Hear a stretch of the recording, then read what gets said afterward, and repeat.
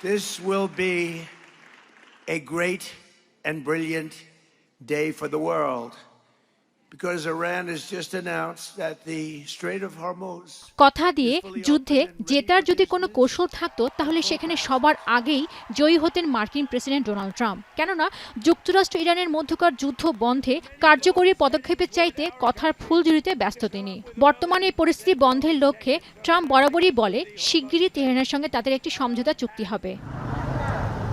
উদ্ভূত এই পরিস্থিতিতে মার্কিন প্রেসিডেন্টের সঙ্গে সুর মিলিয়ে যুদ্ধ বন্ধে নতুন প্রস্তাবের বিষয়ে ইরান দ্রুতই সদুত্তর দিবে বলে মন্তব্য করেছে মার্কিন পররাষ্ট্রমন্ত্রী মার্কো রুবিও।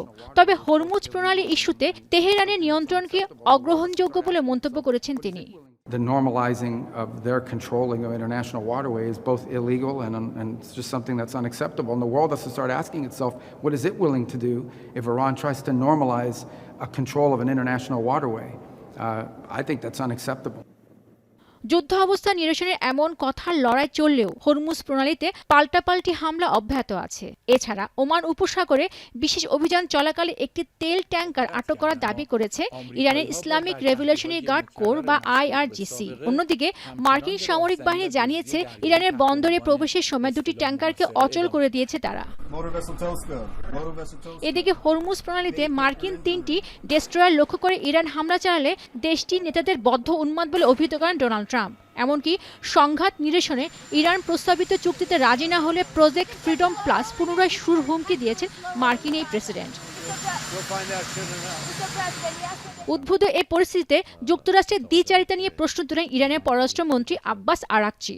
বলেন, যখনই কোনো কূটনৈতিক সমাধানের সুযোগ আসে তখনই যুক্তরাষ্ট্র বেপরোয়া সামরিক অভিযানের পথ বেছে নেয়। সেই সাথে যুক্তরাষ্ট্রের এই হামলাকে চাপ প্রয়োগের স্থূল কৌশল বলে অভিহিত করেন আরাকচি।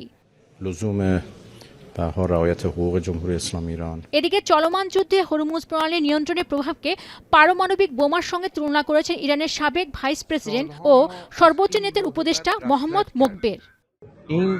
در حقیقت یه امکانیه در حد بمب اتم، یعنی وقتی یه جایی دست شما باشه که با یک در حقیقت تصمیم এমত অবস্থায় মার্কিন গোয়েন্দা সংস্থার ধারণা যুদ্ধ কৌশল নির্ধারণে ইরানের জ্যেষ্ঠ কর্মকর্তাদের পাশাপাশি একটি গুরুত্বপূর্ণ ভূমিকা পালন করছেন যুক্তরাষ্ট্রের হামলায় গুরুতর আহত দেশটির সর্বোচ্চ নেতা মুস্তফা খামেনি। এরই মধ্যে হরমুজ প্রণালী ইস্যুতে জাতিসংঘে আনা খসড়া প্রস্তাব থেকে সরে দাঁড়ানোর জন্য যুক্তরাষ্ট্র ও বাহরাইনের প্রতি আহ্বান জানিয়েছে রাশিয়া।